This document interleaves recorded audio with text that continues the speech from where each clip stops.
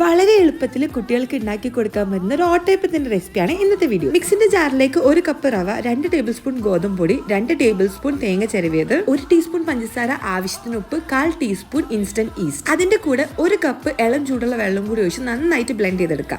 ഈ ഒരു കൺസിസ്റ്റൻസി ആയിക്കഴിഞ്ഞാൽ ബാക്കിയുള്ള 1 കപ്പും കൂടി ഒഴിച്ച് നന്നായിട്ട് അരച്ചെടുത്തിട്ട് ഒരു ബൗളിലേക്ക് ഒഴിച്ചിട്ട് മൂടി വെക്കുക. ഒരു 30 to 40 മിനിറ്റ് കൊണ്ട് അതൊന്ന് ഫെർമെന്റ് ആവും കേട്ടോ. മഴക്കാലം ആയതുകൊണ്ട് 1 മണിക്കൂർ വെച്ചാലും കുഴപ്പമൊന്നുമില്ല. പിന്നെ ഒരു നോൺ സ്റ്റിക് പാൻ എടുക്കുക, ചൂടായി വന്നതിന് ഒരു തവി ഒഴിച്ചു കൊടുക്കുക. ഇതേപോലെ ഓട്ടോട്ട് വന്നു കഴിഞ്ഞാൽ ഒരു മൂടി എടുത്തൊന്ന് മൂടി വെക്കുക. 2 സെക്കൻഡിനുള്ളിൽ തന്നെ വെന്ത് കിട്ടും കേട്ടോ.